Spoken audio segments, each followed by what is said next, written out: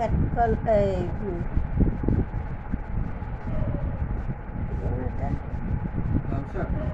লাউ পাতা বাটা, ডাল আর মাছের ক্যাপসিকাম দিয়ে, আলু দিয়ে, বড়ি দিয়ে ঝোল।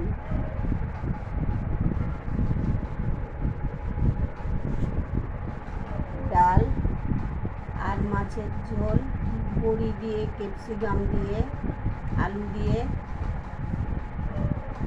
আর মাছের ঝোল করেছি। জিরে, আদা, পেঁয়াজ, রসুন সব দিয়ে।